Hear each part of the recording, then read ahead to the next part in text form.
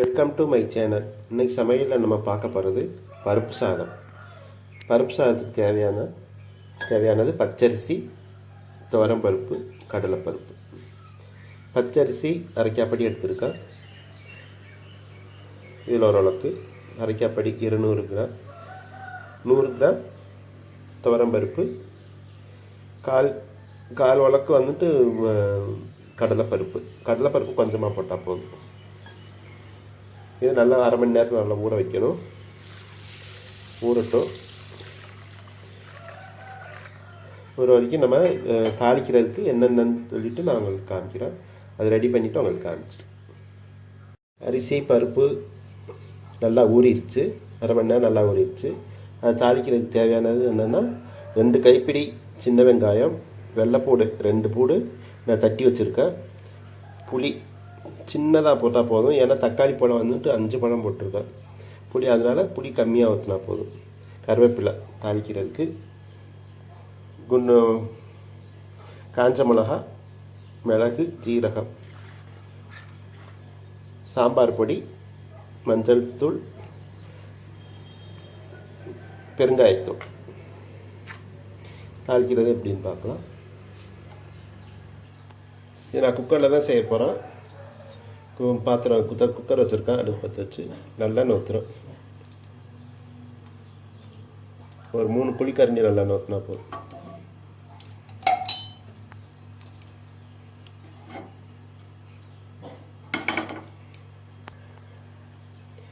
எண்ணெய் சூடு ஏறிடுச்சு.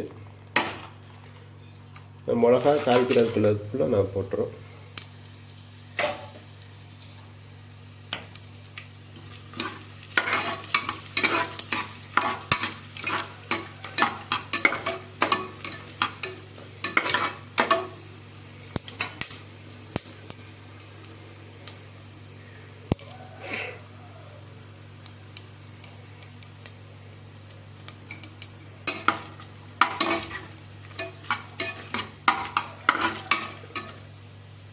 பொரிஞ்சிருச்சு.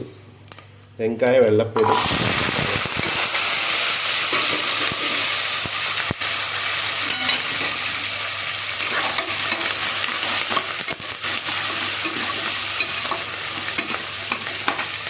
நல்லா வதங்கட்டும். வெங்காயம் நல்லா வதங்கிடுச்சு. சின்ன வெங்காயம் வந்து முழுசாக தான் போடணும். முழுசு போட்டால் தான் நம்ம எடுத்து சாப்பிட்றதுக்கு நல்லாயிருக்கும். தக்காளி ஒரு மீடியம் சைஸ் தக்காளி வந்துட்டு ஒரு 5 தக்காளி போட்டிருக்கேன்.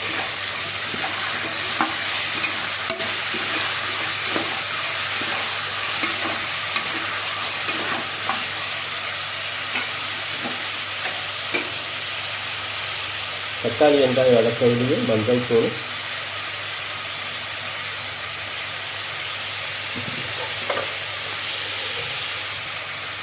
உப்பு சீக்கிரம் வதங்க வைக்காது.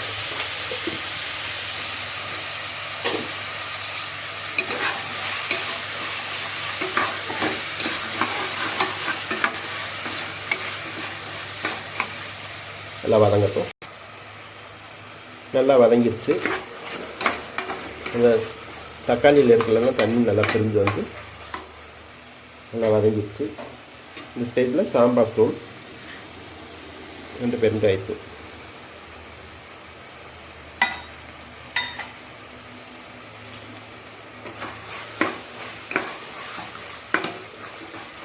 இதே ஸ்டைல் தான் சாம்பார் சாதம். சாம்பார் சாதத்துக்கு என்ன அப்படிங்கன்னா காய்கறி மட்டும் எக்ஸ்ட்ரா போடணும். முருங்கைக்காயை தவிர எல்லா காயும் போடலாம். முருங்கைக்காய் போட்டால் நல்லாயிருக்கும். முருங்கைக்காய் போட்டோம்னா அவங்களுக்கு அந்த குச்சியாக தான் இருக்கும். அந்த சதையெல்லாம் இருக்காது, எல்லாம் கரைஞ்சி போயிடும். சாப்பிட்றதுக்கு டிஸ்டர்பன்ஸாக இருக்கும். அதுக்காக தான் முருங்கைக்காய் போடுறது கிடையாது. பாக்கி காயெல்லாம் நம்ம போட்டுக்கலாம். நல்லா மிளகா சாம்பார் தூள் போட்டு நல்லா வதங்கிடுச்சு. நான் இப்போ ஓரளவுக்கு எடுத்திருக்கேன். ஓரளவுக்கு வந்துட்டு 1:3. நான் கொஞ்சம் லிக்யூடாக வேணும் அப்படிங்கிறதுக்காக நான் 1:4 எடுத்திருக்கேன் தண்ணி.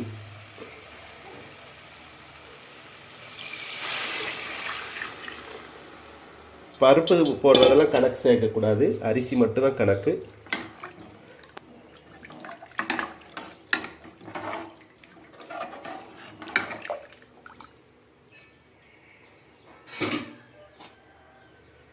புளி தண்ணி, நம்ம இத்தினோண்டு புளி எடுத்து வச்சுருந்தோம்ல அதோட புளி தண்ணி.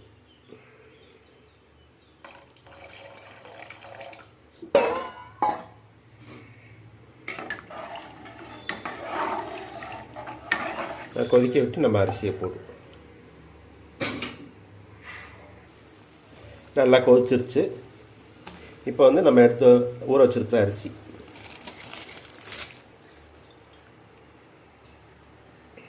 அரிசி போட்டு நம்ம ஒரு 4 விசில் வச்சு எடுத்தால் சூப்பரான பருப்பு சாதம் ரெடி. ஈஸியாக செய்யக்கூடியது, நல்லா டேஸ்ட்டாக இருக்கும். நான் சொல்கிற இன்க்ரீடியன்ட்ஸ்லாம் கரெக்டாக நீங்கள் ஃபாலோ பண்ணுங்கள். ஃபாலோ பண்ணி நீங்கள் பண்ணோம்னா நீங்கள் சூப்பரான பருப்பு சாதம் ரெடி ஆகிடும், சாப்பிட்லாம். சமைக்க தெரியாதவங்க கூட நம்ம ஈஸியாக நம்ம டேஸ்டியாக நம்ம சாப்பிட்லாம். நான் சொல்கிற இன்க்ரீடியன்ஸ் எல்லாம் ஃபாலோ பண்ணுங்கள். ஸ்கிப் பண்ணாமல் பார்க்கணும். ஸ்கிப் பண்ணாமல் பார்த்தா தான் உங்களுக்கு நான் என்னென்ன போடுறேன் அப்படின்னு சொல்லிட்டு உங்களுக்கு தெரியும். நார்மலாக 1:3 தான் நம்ம தண்ணி வைப்போம். இதுக்கு வந்து ஒரு அளவுக்கு எக்ஸ்ட்ரா வைக்கணும். எக்ஸ்ட்ரா இருந்தாலும் பரவாயில்ல, கம்மியாக இருக்கக்கூடாது. ட்ரையாக இருந்தோம்னா சாப்பிட்றதுக்கு நல்லா இருக்காது. கொஞ்சம் லிக்யூடாக இருந்தால் தான் நல்லாயிருக்கும்.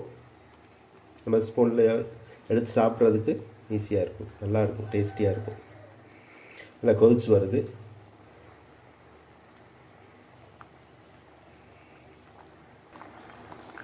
நல்லா கொதிக்குது. இந்த ஸ்டேட்டில் வந்துட்டு நீங்கள் மூடி போட்டுக்கலாம். மூடி போட்டு முடியாச்சு. விசில் ஒரு 4 விசில் இருந்தாலும் நம்ம ஆஃப் பண்ணிவிட்டு ஒரு ரெஸ்ட் டைம், அந்த கேஸ் போடுற வரைக்கும் ஒரு ரெஸ்ட் டைம். நல்லா விசில் வருது.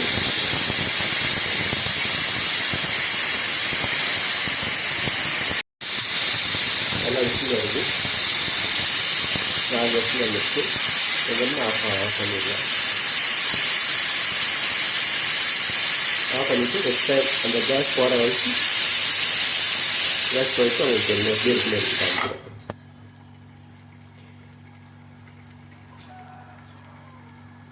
கேஸ் போனோன்னா நான் ஸ்டவ் ஆஃப் பண்ணிட்டேன். கேஸ் போனோன்னா உங்களுக்கு எடுத்து காமிக்கிறேன். போயிடுச்சு, நம்ம ஓப்பன் பண்ணிடலாம்.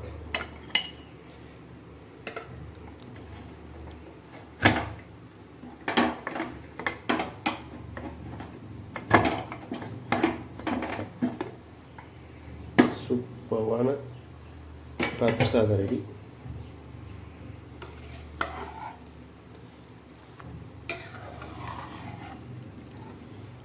சூப்பராக இருக்கும்.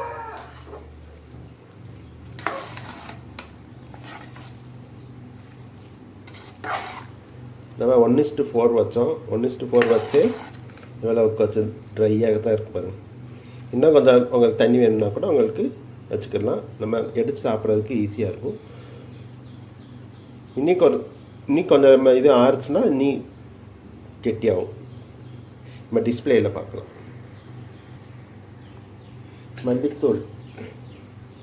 மல்லித்தூள் சாரி மல்லி இலை,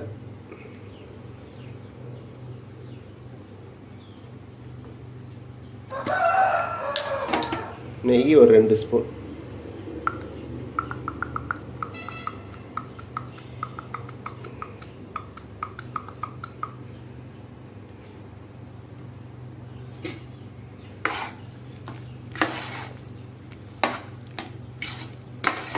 நெய் இது பண்ணோம்னா உங்களுக்கு வாசமாக நல்லா டேஸ்ட்டாக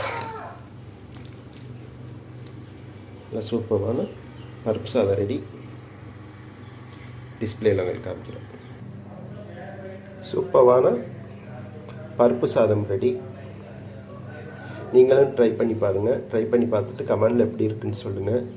ஸ்கிப் பண்ணாமல் பாருங்கள். ஸ்கிப் பண்ணாமல் பார்த்தா தான் நான் சொல்கிற இன்க்ரீடியன்ட்ஸ் எல்லாம் உங்களுக்கு கரெக்டாக தெரியும். லைக் பண்ணுங்கள், சப்ஸ்கிரைப் பண்ண மறந்துடாதீங்க. அடுத்த வீடியோவில் சந்திக்கும் வரை உங்கள் விடைபெறும் லக்ஷ்மணன்.